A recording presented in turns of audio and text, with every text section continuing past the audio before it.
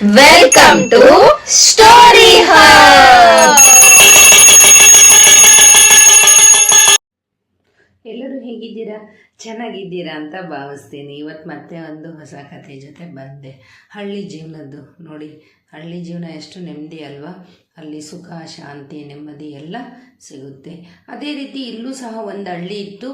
ಆ ಹಳ್ಳಿನಲ್ಲಿ ಜನ ಎಲ್ಲ ಸುಖ ಶಾಂತಿಯಿಂದ ನೆಮ್ಮದಿಯಿಂದ ಬಾಳ್ತಾಯಿದ್ರು. ಯಾಕೆ ಅಂತ ಹೇಳಿದರೆ ಎಲ್ಲರೂ ದುಡಿತಾಯಿದ್ರು, ಎಲ್ಲರೂ ಸಮನಾಗಿ ಹಂಚ್ಕೊಂಡು ತಿಂತಾ ಇದ್ದರು.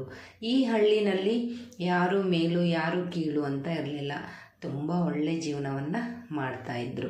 ಹಾಗೆಯೇ ಅವರು ಹಬ್ಬ ಹರಿದಿನ ಅಂತ ಬಂದಾಗ ತಮಗೆ ಬೇಕಾಗಿರೋ ಸಾಮಾನುಗಳನ್ನೆಲ್ಲ ಮಾರುಕಟ್ಟೆಗೆ ಹೋಗ್ತಾಯಿದ್ರು. ಅಲ್ಲಿಂದ ಸಾಮಾನುಗಳನ್ನು ತಗೊಂಡು ಬಂದು ತಮ್ಮ ಜೀವನವನ್ನು ನಡೆಸ್ತಾಯಿದ್ರು. ಹೀಗೆ ಅವರು ಪ್ರತಿದಿನ ತಮ್ಮ ಹಳ್ಳಿ ಜೀವನವನ್ನು ನಡೆಸ್ತಾಯಿದ್ರು.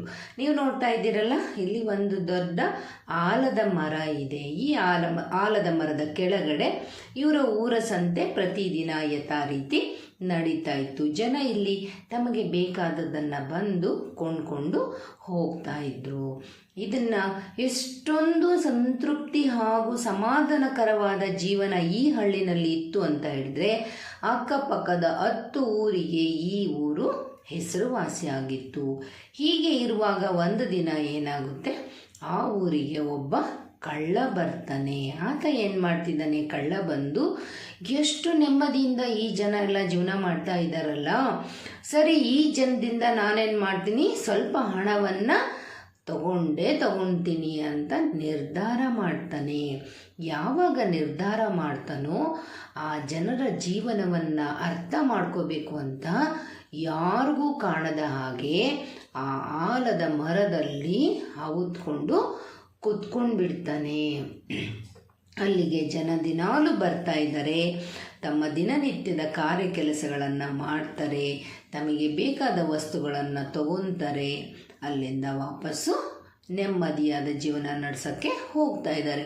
ಇದನ್ನು ಕಳ್ಳ ಎಲ್ಲವನ್ನ ಆ ಸಂತೆ ಒಳಗಡೆ ನಿಂತ್ಕೊಂಡು ಎಲ್ಲವನ್ನ ವೀಕ್ಷಣೆ ಮಾಡ್ತಾ ಇದ್ದಾನೆ. ಎಷ್ಟು ತೃಪ್ತಿ ಸಮಾಧಾನಕರವಾದ ಜೀವನವನ್ನು ನಡೆಸ್ತಾ ಇದ್ದಾರೆ. ಅದಲ್ಲದೆ ಈ ಹಳ್ಳಿ ಜನರು ಬಹಳ ಮುಗ್ಧರು. ಅದಕ್ಕಾಗಿ ಏನು ಮಾಡ್ದ, ಮರವನ್ನು ಹತ್ತಿ ಕೂತ್ಕೊಂಡು ಯಾರ ಕಣ್ಣಿಗೂ ಕಾಣಿಸ್ತಾ ಇಲ್ಲ. ಈಗ ಏನು ಹೇಳ್ತಿದ್ದಾನೆ, ಏ ಹಳ್ಳಿ ಜನರೇ, ಇಲ್ಲಿ ಕೇಳಿಸ್ಕೊಳ್ಳಿ, ಇವತ್ತಿನಿಂದ ಈ ಮರ ಮಾತಾಡೋದಷ್ಟೇ ಅಲ್ಲ, ನೀವೇನು ಮಾಡಬೇಕು, ನನಗೆ ಪ್ರತಿದಿನ 10 ಬೆಳ್ಳಿ 10 ಬಂಗಾರದ ನಾಣ್ಯವನ್ನು ತಂದು ಈ ಮರದ ಬುಡದಲ್ಲಿ ಇಡಬೇಕು. ಯಾರು ಇಡೋದಿಲ್ಲ ಅವ್ರ ಮನೆ ಮೇಲೆ ನಾನು ದಾಳಿ ಮಾಡ್ತೀನಿ ಅಂತ ಹೇಳ್ದ.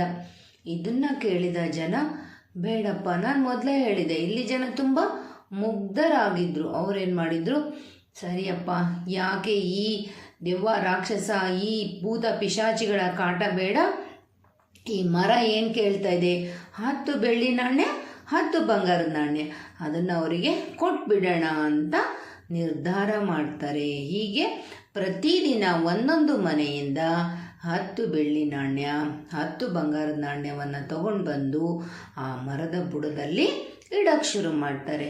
ಈ ಕಳ್ಳ ಏನು ಮಾಡ್ತಾನೆ, ರಾತ್ರಿ ಆದಮೇಲೆ ಆ ಬೆಳ್ಳಿ ನಾಣ್ಯಗಳನ್ನು ಬಂಗಾರದ ನಾಣ್ಯಗಳನ್ನು ಕೆಳಗೆ ಇಳಿದು ತಗೊಂಡೋಗಿ ತನ್ನ ಮನೆಯಲ್ಲಿ ಇಟ್ಟು ಬರ್ತಾನೆ. ಹೀಗೆ ಒಂದಿನ ಹುಣ್ಣಿಮೆ ರಾತ್ರಿ ಇರುತ್ತೆ. ಹುಣ್ಣಿಮೆ ರಾತ್ರಿ ಅಂದರೆ ಆಗ ಚಂದ್ರನ ಬೆಳಕು ಜಾಸ್ತಿ ಇರುತ್ತೆ. ಹೀಗೆ ಒಂದಿನ ಏನಾಯಿತು, ಹುಣ್ಣಿಮೆ ದಿನ ಒಬ್ಬ ರೈತಾಪಿ ಜನ, ಒಬ್ಬ ಹಳ್ಳಿನಲ್ಲಿರುವಂಥ ಜನ ಏನು ಮಾಡ್ದ, ಹೊರಗಡೆ ಬಂದಿದ್ದಾನೆ. ಬಂದರೆ ಆತ ಕಳ್ಳನನ್ನು ನೋಡ್ಬಿಟ್ಟ. ಅರೆ, ನಾವೆಲ್ಲ ಈ ಮರ ಮಾತಾಡುತ್ತೆ ಅಂತ ಅಂದ್ಕೊಂಡಿದ್ವಿ, ಇದೇನಿದು, ಆ ಮರದಿಂದ ಕಳ್ಳ ಬರ್ತಾ ಇದ್ದಾನೆ. ಓಹೋ, ಇದೆಲ್ಲ ಈ ಕಳ್ಳಂದೆ ಅಂತ ಗೊತ್ತಾಯಿತು. ಆಮೇಲೆ ಆ ಹಳ್ಳಿಯವ ಏನು ಮಾಡ್ದ, ಎಲ್ಲ ಹಳ್ಳಿ ಜನರನ್ನು ಸೇರಿಸ್ಬಿಟ್ಟು ಗುಸು ಮಾತಾಡ್ಕೊಂಡ. ಏನಂತ ಮಾತಾಡ್ಕೊಂಡ, ನಿಜವಾಗ್ಲೂ ಈ ಮರ ಮಾತಾಡೋದಿಲ್ಲ, ಬದಲಾಗಿ ಆ ಮರದಲ್ಲಿ ಒಬ್ಬ ಕಳ್ಳ ಕೂತ್ಕೊಂಡಿದ್ದಾನೆ. ಅವನೇನು ಮಾಡ್ತಾನೆ, ರಾತ್ರಿ ಹೊತ್ತು ನಾವು ಕೊಟ್ಟಿರೋ ದುಡ್ಡನ್ನು ತಗೊಂಡೋಗಿ ತನ್ನ ಮನೆಯಲ್ಲಿ ಬಚ್ಚಿಟ್ಟು ಬರ್ತಾನೆ. ಇವತ್ತು ನಾವು ಅವನ್ನ ಬಿಡೋದು ಬೇಡ ಅಂತ ಹೇಳಿ ಏನು ಮಾಡಿದ್ರು, ಹಳ್ಳಿಯವರೆಲ್ಲ ಸೇರಿಕೊಂಡು ಆ ಮರದಲ್ಲಿ ಬಚ್ಚಿಟ್ಕೊಂಡಿದ್ನಲ್ಲ ಆ ಕಳ್ಳನನ್ನು ಹುಡುಕಿ ಆತನಿಗೆ ಸರಿಯಾಗಿ 4 ಏಟುಗಳನ್ನು ಕೊಡ್ತಾರೆ. ಅವ್ರು ಅಂದ್ಕೊಂಡಿದ್ರು ಈ ಜಾದು ಮರ ಮಾತಾಡುತ್ತೆ ಅಂತ. ಆದರೆ ಅದರಲ್ಲಿ ಇದ್ದದ್ದು ಜಾದು ಮರ ಅಲ್ಲ, ಕಳ್ಳ ಇದ್ದದ್ದು. ಅವನೇನು ಮಾಡ್ತಿದ್ದ, ಈ ಮುಗ್ಧ ಜನರ ಮುಗ್ಧತೆಯನ್ನು ಬಳಸ್ಕೊಂಡು ಪ್ರತಿದಿನ 10 ಬೆಳ್ಳಿ 10 ಬಂಗಾರದ ನಾಣ್ಯ ತಗೊತಾ ಇದ್ದ. ಆದರೆ ಈಗ ಜನರಿಗೆ ಗೊತ್ತಾಗ್ಬಿಡ್ತು. ಯಾವಾಗ ಜನರಿಗೆ ಗೊತ್ತಾಗ್ಬಿಡ್ತು, ಈಗ ಅವರು ಅವನನ್ನು ಸುಮ್ಮನೆ ಬಿಡೋದಿಲ್ಲ. ಏನು ಮಾಡ್ತಾ ಇದ್ದಾರೆ, ಸರಿಯಾಗಿ ಹಾಕ್ಕೊಂಡು ಅವನಿಗೆ ಚೆನ್ನಾಗಿ ದೊಣ್ಣೆಯಿಂದ ಹೊಡಿತಾ ಇದ್ದಾರೆ. ಈಗ ಅವನಿಗೆ ದೊಣ್ಣೆ ಏಟಿಂದ ತಪ್ಪಿಸ್ಕೊಳ್ಳೋಕ್ಕೆ ಆಗೋದೇ ಇಲ್ಲ. ಹಳ್ಳಿ ಜನರ ಕೈಗೆ ಸಿಕ್ಕಾಕೊಂಡ ಕಳ್ಳ ಒಬ್ಬೊಬ್ಬರು ಒಂದೊಂದು ಏಟನ್ನು ಕೊಟ್ಟರು. ಯಾಕೆ ಹೇಳಿ, ಪ್ರತಿದಿನ ಒಂದೊಂದು ಮನೆಯಿಂದ 10 ಬೆಳ್ಳಿ 10 ಬಂಗಾರದ ನಾಣ್ಯ ಅವನಿಗೆ ಕೊಡ್ತಾ ಇದ್ರು. ಈಗ ಆ ಜನರ ಕೈ ಸಿಕ್ಕಾಕೊಂಡಿರೋ ಕಳ್ಳ ಸರಿಯಾಗಿ ಹೊಡೆತವನ್ನು ತಿಂದ. ಮತ್ತೆ ಅವರು ಎಲ್ಲರೂ ಅವನಿಗೆ ಹೇಳಿದರು, ಮುಂದೆ ಯಾವ ಕಾರಣಕ್ಕೂ ನೀನು ಮತ್ತೆ ನಮ್ಮ ಹಳ್ಳಿ ಕಡೆಗೆ ನೀನು ಬರಬಾರ್ದು ಅಂತ ಅವನಿಗೆ ಗದರಿಸ್ಕೊಂಡ್ರು. ಮತ್ತೇನಾದರೂ ಬಂದರೆ ಸರಿಯಾಗಿ ಒದೆ ಬೀಳುತ್ತೆ ಅಂತ ಹೇಳಿದರು. ಆ ಹಳ್ಳಿ ಜನ ಎಲ್ಲ ಸೇರಿ ಅಷ್ಟೇ ಮುಗ್ಧತೆಯಿಂದ ಅವನನ್ನು ಹೊಡೆದು ಬಡ್ದು ಹಳ್ಳಿಯಿಂದ ಆಚೆ ಹಾಕಿಬಿಟ್ರು. ಈಗ ಅವರಿಗೆ ಮತ್ತೆ ನೆಮ್ಮದಿಯ ಖುಷಿಯ ಜೀವನ. ಯಾಕೆ ಹೇಳಿ, ಎಲ್ಲರೂ ಕಷ್ಟಪಡ್ತಾರೆ, ಎಲ್ಲರೂ ಸುಖವಾಗಿದ್ದಾರೆ. ನೋಡಿದ್ರಲ್ಲ ಮಕ್ಕಳೇ, ಈ ಕಥೆಯ ನೀತಿ ಪಾಠ, ಯಾವಾಗಲೂ ನಾವು ಬೇರೆಯವರ ಹಣಕ್ಕೆ ಆಸೆ ಪಟ್ಟರೆ ಅದರಿಂದ ಖಂಡಿತ ನಮಗೆ ಒಳ್ಳೆಯದಾಗಲ್ಲ, ಕೆಟ್ಟದೇ ಆಗೋದು.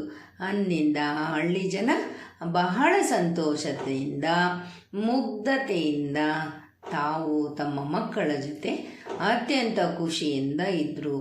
ನಾವು ಮಾತಾಡೋ ಮರವನ್ನು ಎಲ್ಲಾದರೂ ನೋಡಿದ್ದೀವ? ಇಲ್ಲಲ್ಲ. ಜೀವನದಲ್ಲಿ ಈ ಥರದ್ದೆಲ್ಲ ಆಗ್ಲಿಕ್ಕೆ ಸಾಧ್ಯ ಇಲ್ಲಲ್ಲ. ಅದಕ್ಕೆ ಮಕ್ಕಳೇ, ಕದಿಯೋದು ಒಳ್ಳೆಯ ಅಭ್ಯಾಸ ಅಲ್ಲ. ಅಕಸ್ಮಾತಾಗಿ ಕದ್ದಾಗ ನಾವೇನಾದರೂ ಸಿಕ್ಕರೆ ದೊಣ್ಣೆ ಪೆಟ್ಟು ಖಂಡಿತ ಕಟ್ಟಿಟ್ಟ ಬುದ್ಧಿ. ಅರ್ಥ ಆಯ್ತಲ್ಲ? ಕಷ್ಟಪಟ್ಟು ದುಡಿದ್ರೆ ಸಂತೋಷ, ಸುಖ, ನೆಮ್ಮದಿಯ ಜೀವನ. ಮತ್ತೆ ಬರ್ತೇನೆ.